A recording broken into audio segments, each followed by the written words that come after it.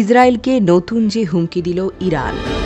ইরানে হামলার জন্য ইসরায়েলের বিরুদ্ধে প্রতিশোধ নেওয়া হবে, এতে কোনো সন্দেহ নেই বলে মন্তব্য করেছেন ইরানের ইসলামী বিপ্লবী গার্ড বাহিনীর কমান্ডার মেজর জেনারেল সালামি। তিনি বলেন, তোমাদেরকে কঠিন শাস্তি দেওয়া হবে, প্রতিশোধের জন্য অপেক্ষা করো। বৃহস্পতিবার নাসরাল্লাহ নামে একটি যুদ্ধ মহড়ায় বক্তব্য রাখার সময় তিনি হুমকি দেন। সালামি আরও বলেন, আমরা শেষ পর্যন্ত লড়াই করব এবং মুসলিমদের ওপর তোমাদের আধিপত্য বিস্তার করতে দেব না।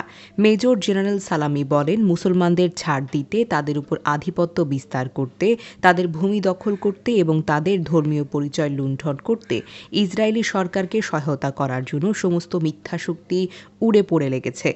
কিন্তু ইতিহাস পর্যালোচনা করলে দেখা যায় মুসলমানরা কখনো আত্মসমর্পণ করে না। তিনি বলেন, এ অঞ্চলের প্রতিরোধ যোদ্ধারা প্রতিশোধ নিচ্ছে, তারা দৃঢ় ও ঐক্যবদ্ধ অবস্থান করছে এবং প্রতিদিন শত্রুর উপর অপূরণীয় আঘাত হানছে। সম্প্রতি হিজবুল্লাহ প্রধান হাসান নাসরুল্লাহকে হত্যার প্রতিশোধে ইসরায়েলে হামলা করেছিল ইরান। পরে ইসরায়েল ফের ইরানে হামলা করে। এবার ইরান সেই হামলার প্রতিশোধ নেওয়ার কথা বলছে, তবে কবে প্রতিশোধ নেবে এই ব্যাপারে কিছু জানায়নি দেশটি।